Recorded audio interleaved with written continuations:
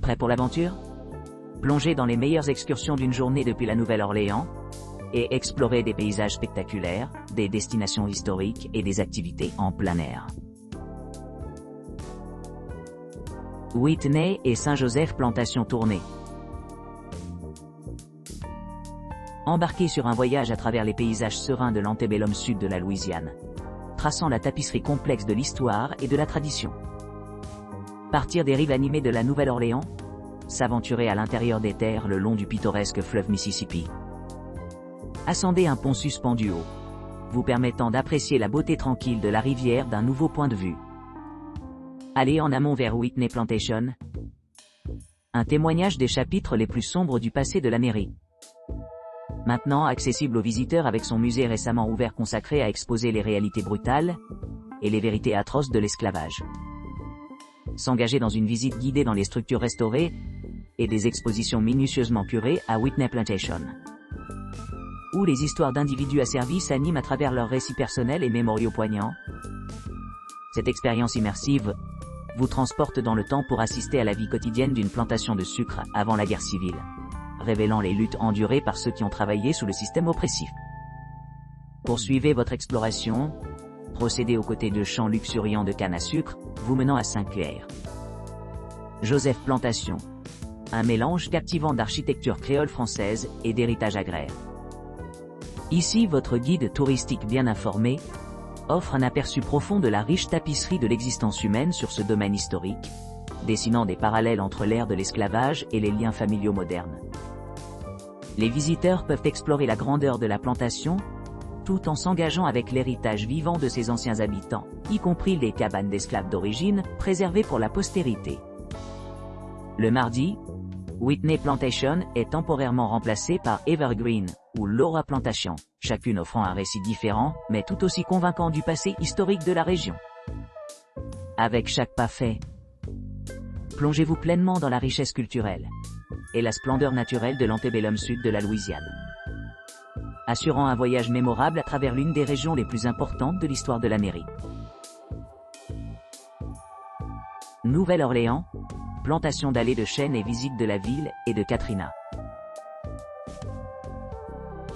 Une excursion d'une journée à travers la Nouvelle-Orléans offre aux visiteurs un mélange d'immersion culturelle et de beauté scénique. À partir d'une visite à Ocala Plantation, les clients se lancent dans une visite guidée qui les plonge dans la riche histoire de ce lieu historique. Situé près de Vacherie en Louisiane, à environ 70 miles du quartier français animé, Ocala se distingue par ses 28 chênes anciens qui longent le chemin de la maison de plantation. Guidés par un local bien informé, les touristes peuvent s'émerveiller de la grandeur de l'architecture du renouveau grec et explorer les caractéristiques originales, tout en profitant des commodités sur place, comme un restaurant et un magasin.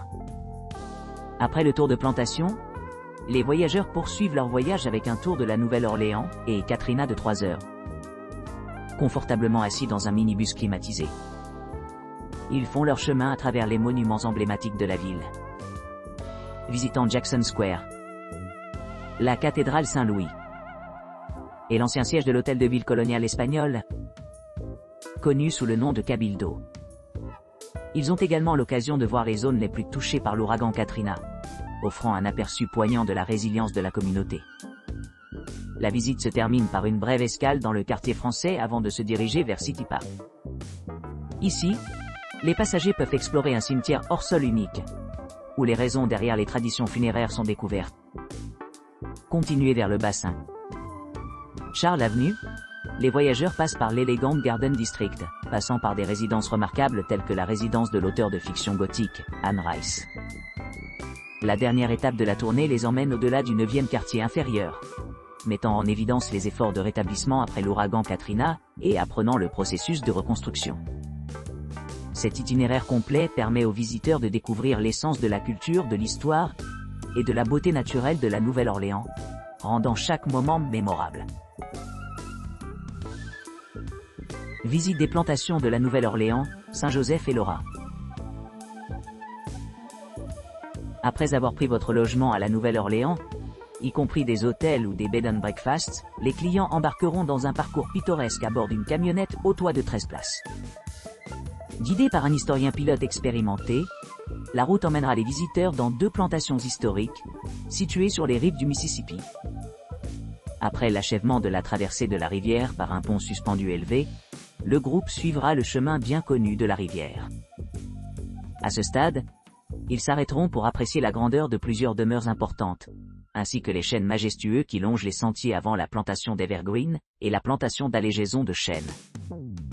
Alors que le groupe continue en aval vers Laura, une plantation créole datant de 1804, ils rendront hommage aux 4 générations successives de femmes qui ont géré ce domaine.